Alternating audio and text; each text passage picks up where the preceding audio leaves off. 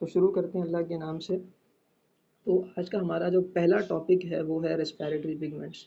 ठीक है, respiratory pigments कौन से हैं और इनका इंट्रोडक्शन क्या है, इनकी डेफिनेशन। इससे पहले एक सवाल मैं करना चाहूँगा, उसका जवाब मैं खुद ही दूँगा आप लोगों को, जो बहुत ही ज़रूरी है कि आखिर रेस्पिरेटरी पिगमेंट्स की ज़रूरत एक ऑर्गेनिज़्म को क्यों पड़ी। ठीक है, तो उसका जवाब सिंपली ये है कि आपको पता है कि किसी भी ऑर्गेनिज्म के सर्वाइवल के लिए, उसके जीने के लिए या उसकी रेस्पिरेशन प्रोसेस के लिए दो बहुत ही ज़्यादा इंपॉर्टेंट गैसेस जो उसकी तमाम एक्टिविटीज़ को करवाने में हेल्प करती हैं, जिसमें सबसे ज़्यादा जो इम्पोर्टेंट है वो है ऑक्सीजन। ठीक है, एरोबिक रेस्पिरेशन के लिए जितनी फर्दर एक्टिविटीज़ होती हैं कि सेल के अंदर उसके लिए जो एनर्जी रिक्वायर्ड होती है ग्लूकोज को तोड़ने में, ठीक है, वो हमें एरोबिक रेस्पिरेशन से यानी ऑक्सीजन, जब ग्लूकोज टूटता है ऑक्सीजन की मौजूदगी में, देन फर्दर वो ज़्यादा एटीपीज़ रिलीज़ करता है और एटीपीज़ की रिलीज़ होने की सूरत में ही एक सेल को, एक ऑर्गेनिज्म को उसकी एनर्जी मिलती है ताकि वो सेलुलर लेवल पर अपने सारे जो प्रोसेसेस हैं, मेटाबॉलिक प्रोसेसेस, वो करवा सके। ठीक है, तो इन गैसेस का एक ऑर्गेनिज्म को अच्छे तरीके से भरपूर अंदाज में मिलना बहुत ही ज़रूरी है। तो जब हम देखते हैं लोअर एनिमल्स की तरफ, जिसमें सबसे पहले हमारे पास प्रोटोजोआन्स आते हैं, तो वो बहुत ही छोटे होते हैं। यूनिसेलुलर होने की वजह से उनके अंदर हम एज सच कोई रेस्पिरेटरी पिगमेंट या सर्कुलेटरी सिस्टम नहीं देखते, क्योंकि वो यूनिसेलुलर होते हैं और डायरेक्टली ही अपने एनवायरनमेंट से विद इन कॉन्टैक्ट होते हैं, जिसकी वजह से वो सिंपली डिफ्यूजन के ज़रिए अपने न्यूट्रिएंट्स, ये गैसेस ले लेते हैं और ऑक्सीजन गैस को लेने की सूरत में जो उसके बाय प्रोडक्ट के तौर पर या सेलुलर एक्टिविटीज़ के तौर पर जो उसका बाय प्रोडक्ट निकलता है, उसको सिंपली डिफ्यूजन के ज़रिए यानी कार्बन डाइऑक्साइड को भी डिफ्यूजन के ज़रिए एक्सक्रीट आउट कर देते हैं। इसके बाद जब हम पढ़ते हैं, सबसे पहले जो मल्टी सेलुलर ऑर्गेनिजम्स बने, जिन्हें हम स्पंजीज कहते हैं, लेकिन उनमें मामला ये है कि उनके अंदर अल्लाह ताला ने क्या नाम वाटर बेस्ड सर्कुलेटरी सिस्टम रखा। सर्कुलेटरी सिस्टम से मुराद उनके अंदर वाटर ही एज अ मीडियम या सर्कुलेशन के तौर पे काम करता है, कि जो उनकी पूरी बॉडी को न्यूट्रिएंट्स, गैसेस और बाकी सारी चीज़ें सप्लाई कर देता है। ठीक है, स्पंजीज में हम देखते हैं इसके अलावा कोई फ्लूइड, ब्लड या हीमोलिम्फ या इस तरह का कोई फ्लूइड हमें मिलता नहीं है। सिर्फ वाटर ही उनके सारे न्यूट्रिएंट्स और गैसेस को सप्लाई करने में आसानी करता है। ठीक है, एक इसकी वजह ये भी है कि जो लोअर ऑर्गेनिजम्स हैं, इनमें डिफ्यूजन या इस तरह से गैस मिल जाना वो इजी इसलिए है कि इनके जो क्योंकि इनकी जो ऑर्गेनाइजेशन है वो सिर्फ सेलुलर लेवल पर है। ठीक है, और इनके जो सेल्स हैं वो डायरेक्टली इन कांटेक्ट होते हैं विद एक्सटर्नल इन्वायरमेंट। ठीक है, लेकिन जब हम बात करते हैं हायर एनिमल्स की, तो उनके जो रिस्पिरेटरी सरफेसेस हैं वो बहुत ही ज़्यादा, और उनका जो एक सेल है वो उसके दरमियान कुछ फासला आ जाता है। जैसे से for example respiratory surface lungs हैं, गिल्स हैं, ट्रैकियाज हैं, और एक उसका तो बेसिक उस ऑर्गेनिज्म में जब वो सेल उनके अंदर सेल की तादाद बढ़ी और एनिमल्स मोर एक्टिव हुए और मोर कॉम्प्लेक्स होते गए और उनके वो बिलियंस और ट्रिलियंस ऑफ सेल्स के बनते गए, तो वो सेल्स अपने रेस्पिरेटरी सरफेस से दूर होते गए, जिसकी वजह से सिर्फ डिफ्यूजन या water base body fluid transport इतनी मौसर, इतनी कारअंदाज नहीं रही कि वो ऑक्सीजन की डिमांड को, क्योंकि जितने एनिमल्स हायर कॉम्प्लेक्स होते गए उनकी मेटाबॉलिक एक्टिविटीज़ बढ़ती गई, जिसकी वजह से उनकी ऑक्सीजन की डिमांड और ज़्यादा बढ़ती गई। लेकिन ये सिर्फ वाटर के ज़रिए और डिफ्यूजन के ज़रिए उनके एक एक सेल तक ऑक्सीजन को ट्रांसपोर्ट करवाना या वहाँ से कार्बन डाइऑक्साइड को दोबारा रेस्पिरेटरी सरफेस तक लाकर एक्सक्रीट आउट करवाना, एक्सहेल करवाना, ये सिर्फ डिफ्यूजन के ज़रिए और वाटर बेस्ड बॉडी फ्लूइड के ज़रिए मुमकिन नहीं था। तो इसके लिए अल्लाह ताला ने हायर एनिमल्स के अंदर रिस्पिरेटरी पिगमेंट्स बनाए, जिनकी खासियत ये है कि ये ज़्यादा से ज़्यादा ऑक्सीजन को अब कैरी कर सकते हैं, कंटेन कर सकते हैं, और सिर्फ ये नहीं कि ऑक्सीजन को कैरी कर सकते हैं, ये रिवर्सिबली ऑक्सीजन को कैरी कर सकते हैं, यानी कि जहाँ पर ऑक्सीजन की ज़रूरत होती है ये उसको लूज़ कर देते हैं उस टिश्यू के अंदर जिस टिश्यू को ज़रूरत है, और जहाँ वो ज़्यादा होता है वहाँ से उसे ले लेते हैं। और इसी तरह सिर्फ ये ऑक्सीजन के साथ नहीं करते, अगर कहीं पर कार्बन डाइऑक्साइड ज़्यादा है, जैसे हम जानते हैं हीमोग्लोबिन कार्बन डाइऑक्साइड को भी रिसीव करके वापस एक्सक्रिएट आउट करवाने में हेल्प करता है।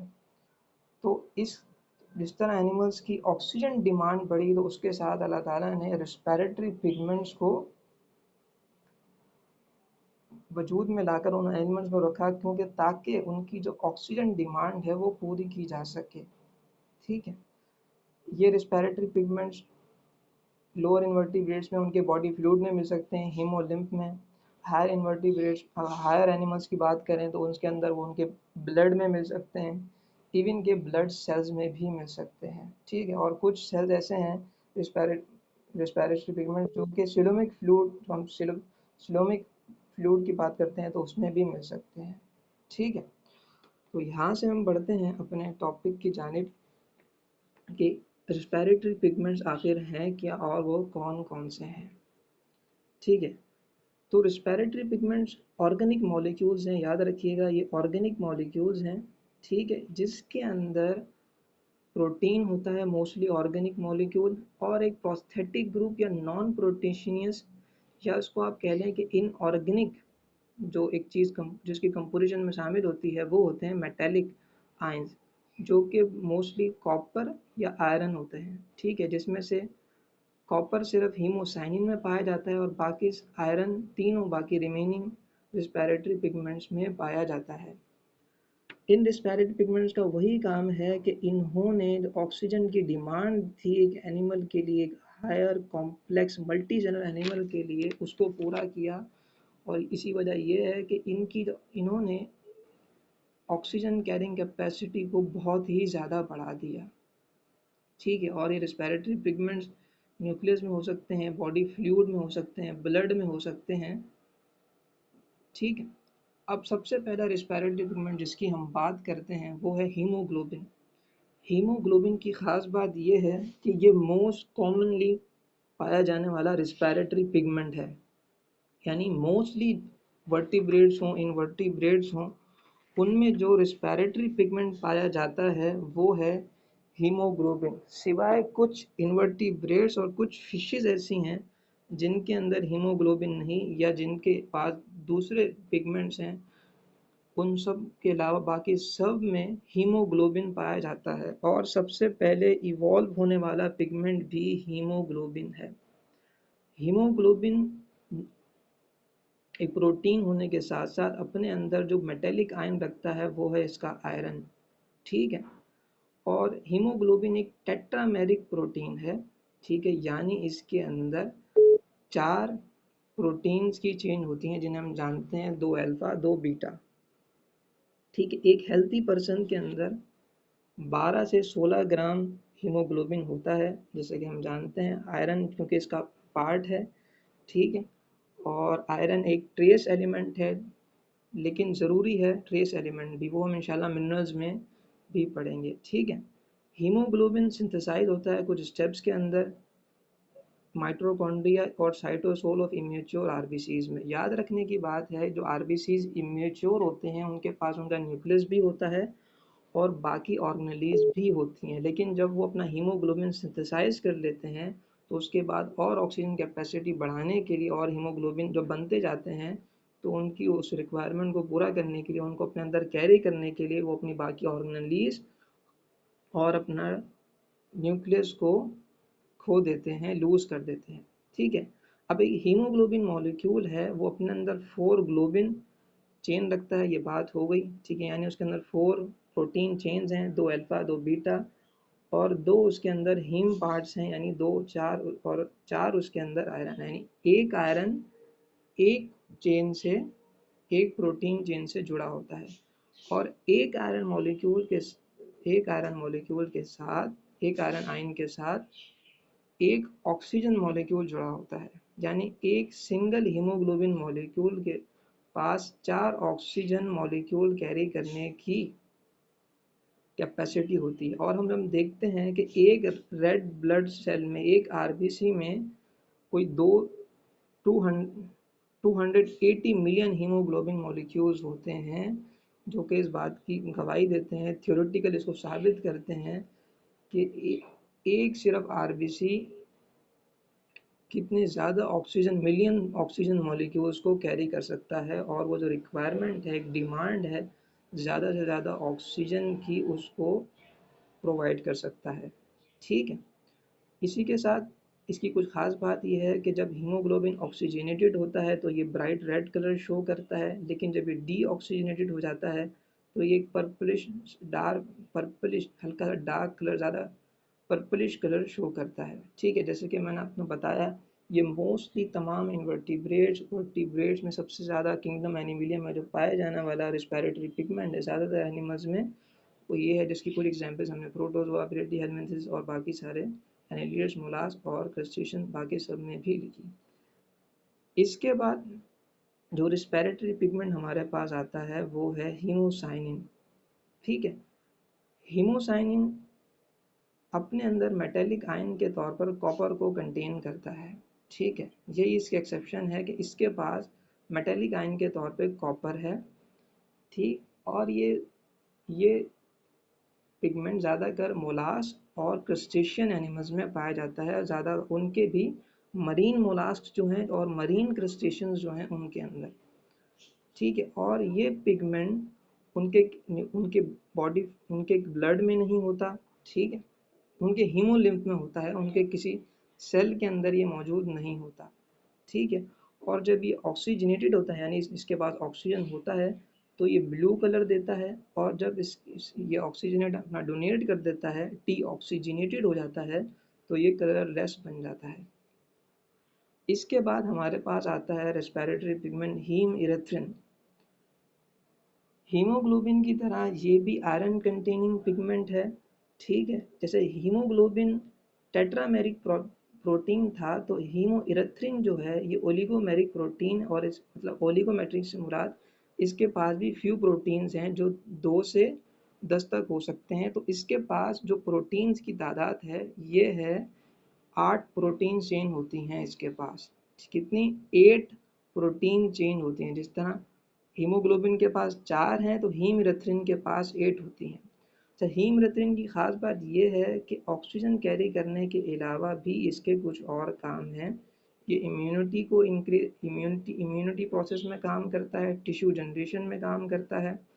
ठीक है, और ये ज़्यादातर ये पिगमेंट ब्रैचियोपोड्स और पॉलीचीड्स में पाया जाता है। ठीक, जब ये ऑक्सीजनेटेड होता है तो ये पिंक कलर देता है, और जब ये डीऑक्सीजनेटेड होता है तो ये कलरलेस बन जाता है। ठीक, इसके साथ हमारे पास लास्ट रेस्पिरेटरी पिगमेंट जो है वो है क्लोरोक्यूरिनिन। ये भी एक आयरन कंटेनिंग रेस्पिरेटरी पिगमेंट है, और ये कुछ एनेलीड्स और मरीन पॉलीचीड्स में पाया जाता है। ठीक है, और इसकी खास बात, अच्छा, जो हीमरथ्रिन था वो न्यूक्लिएटेड सेल्स होते हैं। ठीक है, जैसे हमारे जो आरबीसीज हैं वो अनन्यूक्लिएटेड होते हैं, यानी उनके मैच्योर अपना न्यूक्लियस खो देते हैं, लेकिन हीमरथ्रिन न्यूक्लिएटेड सेल यानी ऐसे सेल्स में पाया जाता है जिनके पास उनका न्यूक्लियस होता है। क्लोरोक्यूरिन किसी सेल में नहीं पाया जाता बल्कि ये ब्लड प्लाज्मा में पाया जाता है। ठीक है, और क्लोरोक्यूरिन जब ऑक्सीजनेटेड होता है तो ये यहाँ पर ये ब्राइट रेड कलर देता है। ठीक है, और जब ये डीऑक्सीजनेटेड होता है तो यहाँ पर ये बात गलत लिखी हुई है, तो ये ग्रीन कलर देता है। इसकी कंफर्मेशन के लिए आप मिलर हार्ले की बुक हमारी देख सकते हैं। ठीक है, अच्छा, याद रखने की बात यानी ये डीऑक्सीजनेटेड कंडीशन के अंदर ग्रीन कलर देता है। अब याद रखने की बात यह है कि हीमोग्लोबिन, ये तीनों हीमोसाइनिन के अलावा क्लोरोक्यूरिनिन, हीमरथ्रिन और हीमोग्लोबिन, ये तीनों ही आयरन कंटेनिंग पिगमेंट हैं। तो ऐसी क्या वजह है कि ये एक दूसरे से डिफरेंट होते हैं? उसका आंसर मैं इंशाल्लाह करना चाहूँगा। उसकी एक ख़ास वजह ये है कि जब हम इनका स्ट्रक्चर्स देखते हैं तो ये है आपके पास हीमोग्लोबिन का स्ट्रक्चर। ठीक है, तो ये जो स्ट्रक्चर है, जो ये फ्लावर लाइक पेटल लाइक एक स्ट्रक्चर बन रहा है आयरन का, इस स्ट्रक्चर को हम कहते हैं पोरफेरिन। ठीक है, और हीमोग्लोबिन का ये स्ट्रक्चर इस तरह से बनता है कि एसिटिक एसिड प्लस ग्लाइसिन मिलके पोरिफेरिन बनाता है, देन पोरिफेरिन प्लस आयरन मिलके ये हीम पार्ट बनता है, देन ग्लोबिन प्लस हीम मिलके हीमोग्लोबिन बनता है। ठीक है, इस स्ट्रक्चर को जो ये फ्लावर लाइक बन रहा है इसको हम कहते हैं पोरफेरिन स्ट्रक्चर। हीमोग्लोबिन में ये पाया जाता है। ठीक है, और इसी के साथ ये स्ट्रक्चर क्लोरोक्यूरिन में भी होता है, लेकिन क्लोरोक्यूरिन और हीमोग्लोबिन में सिर्फ ये फर्क है कि हल्का सा इधर अगर आप देखें तो क्लोरोक्यूरिन के जो इसमें भी पोरिफेरिन स्ट्रक्चर होता है, लेकिन इसके पोरिफेरिन स्ट्रक्चर के अंदर एक विनाइल ग्रुप रिप्लेस हो जाता है फोमाइल ग्रुप से।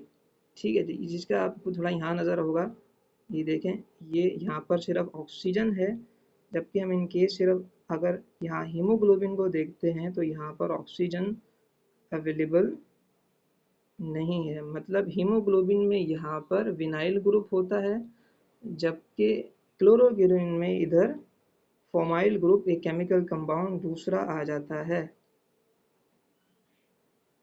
ठीक है, इसी के साथ जब हम देखते हैं, ये तो स्ट्रक्चर हो गया, यानी डिफरेंस बिटवीन हीमोग्लोबिन एंड क्लोरोक्यूरिन।